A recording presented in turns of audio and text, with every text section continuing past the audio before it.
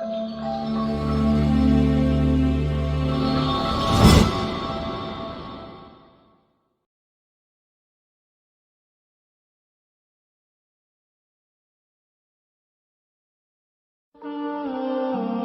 di Quran surah 58 ayat ke-11.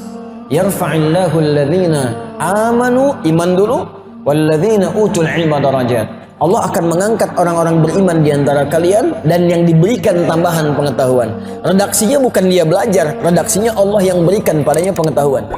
Belajarnya wasilah. Kenapa Allah berikan? Kan begini Pak, Bu. Maaf ya.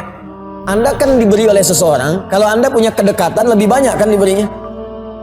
Kalau Anda punya hubungan yang lebih baik, lebih gampang diberi, kualitasnya lebih bagus. Mustahil orang yang cinta Anda memberikan yang kotor, itu mustahil. Karena yang saling mencintai gak akan menjerumuskan pada keburukan. Itu pasti diberi banyak, kuantitas banyak, kualitas bagus. Sekarang Anda pengen diberi oleh Allah, tapi Anda jauh dari Allah, bagaimana bisa diberi?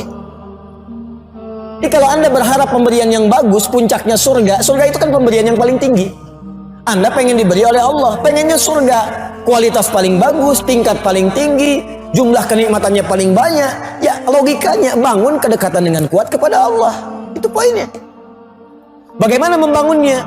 Makanya di majlis ilmu itu diikat dengan kalimat iman. Bukan cuma ilmunya yang penting. Kalau ilmu tidak membuat Anda dekat dengan Allah, maka ilmu itu tidak bermanfaat bagi Anda.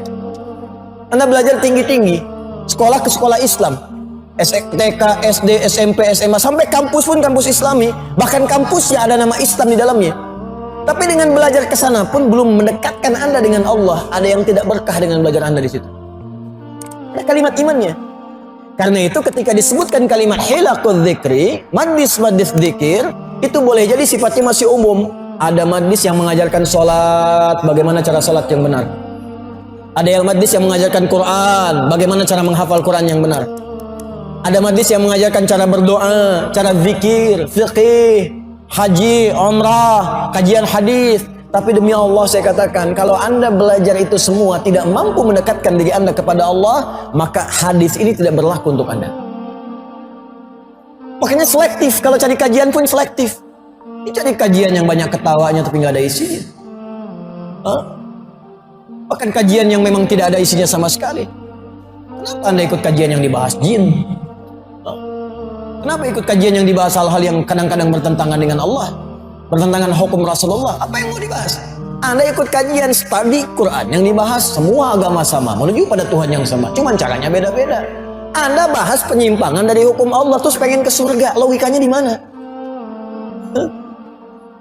Jadi kalau di hadis yang kemarin, ya urdu atau kun alima atau muta'allima. Awas hati-hati, jadilah engkau orang berilmu. Kalau belum jadi berilmu, jadilah penuntut ilmu. Au mustami'a, ya, atau minimal Anda jadi penyimak, sering dengar kajian. Kalau belum sempat datang misalnya ke kajiannya, maka di mobil diputar kajian-kajiannya. Kalau bisa urutkan Pak, jangan acak. Walaupun Anda senang dengan ustadznya, tapi tetap bikin kurikulum. Apa yang Anda butuhkan supaya terukur kajian Anda dan terukur targetnya. Misal sebulan ini belajar fikih sholat, ya fikih sholat saja dulu. Dengarkan sampai selesai, pindah lagi misalnya ke umrah, ke haji, ke zakat, supaya capaiannya terukur. Dan itu lebih tenang, lebih nyaman kemudian untuk diikuti. Ya, tidak salah kalau ingin pindah-pindah dengar, nggak ada masalah. Seling dengan sirah misalnya, seling dengan hadis. Tapi kalau bisa, kaitkan antara hadis sirah dalam satu pembahasan. Misalnya fikih sholat, fikihnya bagaimana? Ayat Qurannya, hadisnya, sirahnya seperti apa? Seperti apa Nabi sholat? Seperti apa sahabat sholat? Seperti apa tabi'in sholat? Jadi dapat semuanya dalam ragam ilmu yang berbeda, tapi tujuannya sama.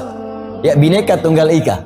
Berbeda-beda, ya, tetapi satu tujuan, satu target.